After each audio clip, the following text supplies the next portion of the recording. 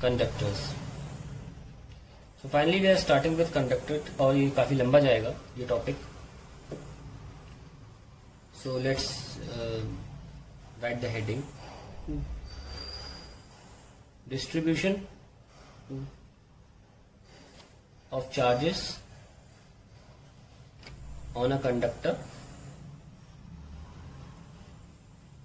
and electric field inside a conductor. So suppose we take a conductor like this.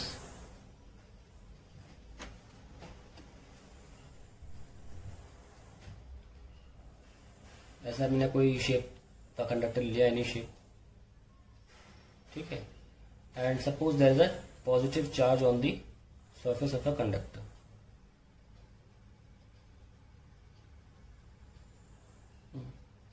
Suppose I'm taking a hollow conductor and there's a positive charge on the surface of conductor, and I just take a random section,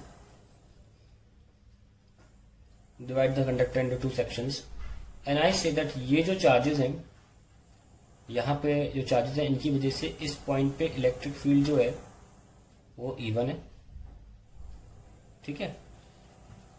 जब भी electric field हम सोचते हैं तो direction हम उसकी कैसे सोचते हैं, टेस्ट चार्ज के हिसाब से सोचते हैं. यहाँ पे हमने टेस्ट चार्ज सोचा है इसीलिए क्योंकि पॉजिटिव टेस्ट चार्ज को रिपेल करेगा इसके इलेक्ट्रिक फील्ड राइट साइड, और लेफ्ट साइड में जो चार्जेस है उनकी वजह से मान लेते हैं इलेक्ट्रिक फील्ड ऐसी है.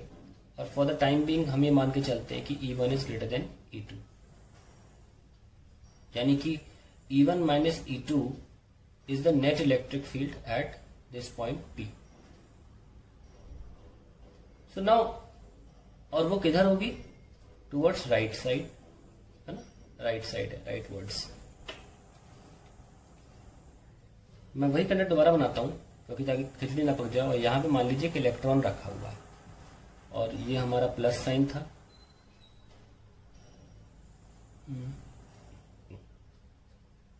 ठीक है, और इलेक्ट्रॉन रखा है. अब इलेक्ट्रिक फील्ड किधर है, इधर है. तो फोर्स जो इलेक्ट्रॉन पे लगेगा, force on electron, that will be minus का वेक्टर लिखे माइनस का ई. माइनस का मतलब ये होगा कि जिधर इलेक्ट्रिक फील्ड है उसके अपोजिट फोर्स लगेगा. तो यानी कि ये हमारा फोर्स लगना चालू हो गया इलेक्ट्रॉन पे. तो इलेक्ट्रॉन यहां शिफ्ट होगा. यहां शिफ्ट होने की वजह से क्या होगा, इलेक्ट्रॉन के शिफ्ट होने की वजह से पॉजिटिव पॉजिटिव पॉजिटिव, और यहां पे मान लो इलेक्ट्रॉन चला गया, पॉजिटिव यहां से दूर चला गया.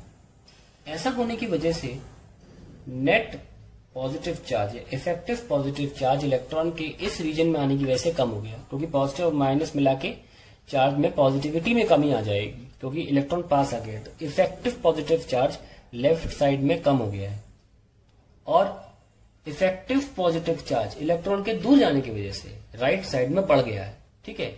तो इसका मतलब यह हुआ कि अगर हमारा इलेक्ट्रॉन यहां शिफ्ट होता है तो E1 में एक कमी आएगी, E1 डिक्रीज होगा. क्यों, क्योंकि E1 किसकी वजह से था, पॉजिटिव चार्ज की वजह से, और वो कम हो गया क्योंकि इलेक्ट्रॉन पॉजिटिव चार्ज के रीजन के पास चला गया है.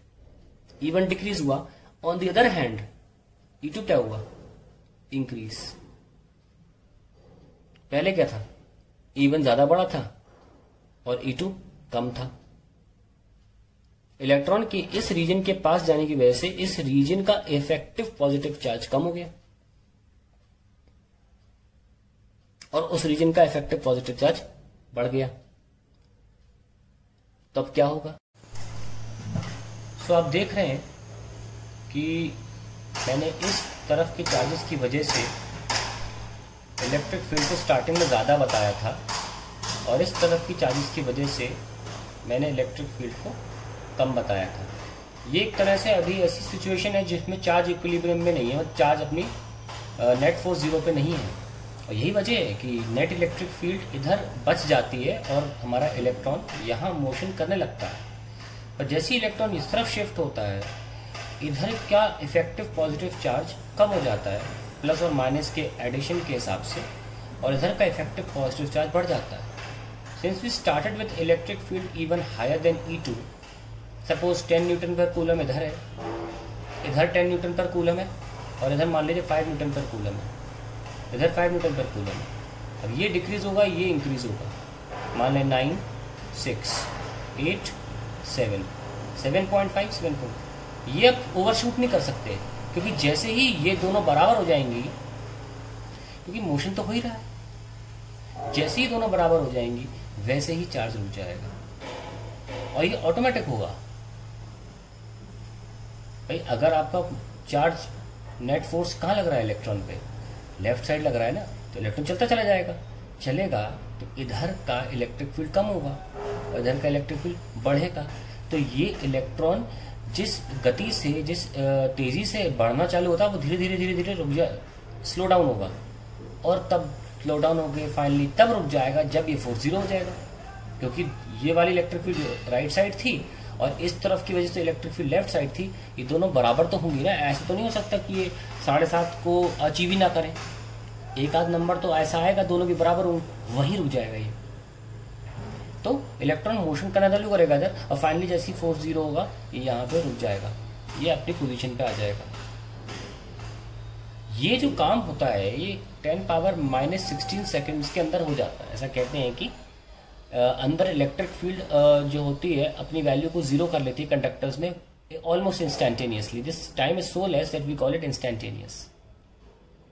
ठीक है, that is all about how electric field becomes 0 and charges अपने आप को सरफेस पे ऐसे एडजस्ट करते हैं, ऐसे स्प्रेड करते हैं कि अंदर कभी भी इलेक्ट्रिक फील्ड ना हो। और बहुत इंपॉर्टेंट बात, अंदर का इलेक्ट्रॉन ऐसे मूव करेगा कि फाइनली उस तरफ ही मूव करेगा जिस तरफ इलेक्ट्रिक फील्ड 0 जस्टिफाई हो। मैंने आपको दिखाया, और ये कोई फोर्सफुली नहीं हो रहा है, ये जस्टिफाइड है, बिकॉज फोर्स लगेगा तो बॉडीज मूव करेंगी। चार्ज हमारे इलेक्ट्रॉन पे फोर्स इधर मूव कर रहा था तो वो इलेक्ट्रॉन मूव भी किया उधर, लेकिन जब फोर्स 0 हो गया तो मूव करना बंद हो गया और finally electric field inside the conductor 0 साबित हो। So let's write the entire process whatever I explained in words.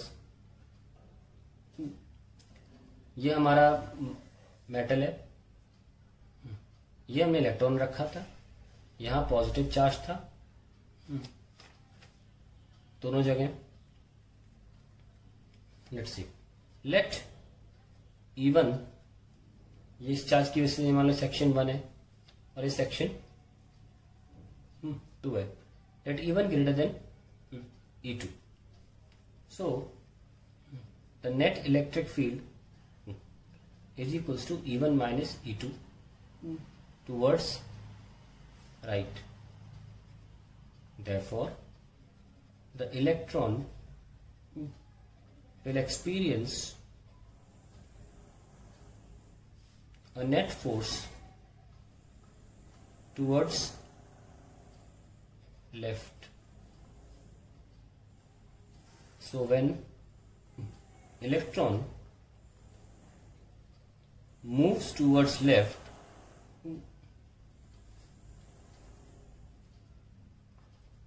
it reduces the effective positive charge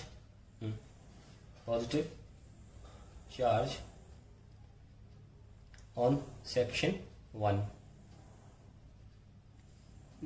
and increases the effective positive charge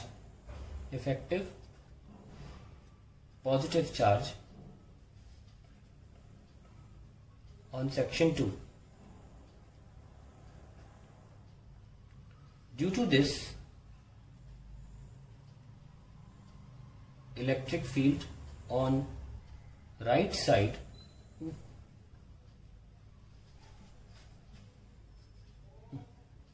will increase,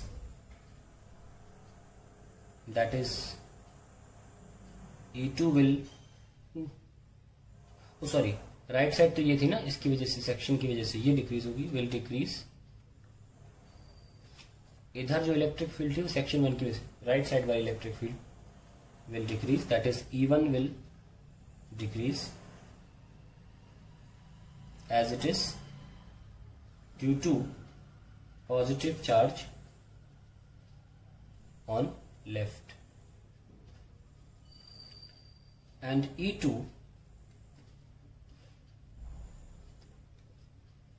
will increase as it is due to positive charge on section 2.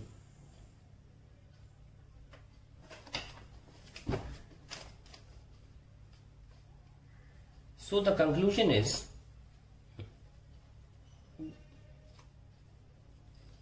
electron will move in such a way that E1 decreases and E2 increases until E1 equals to E2, and then the net force on electron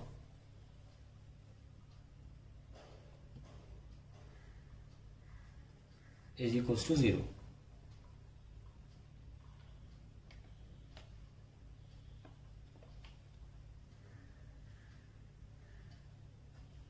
That is the explanation of it.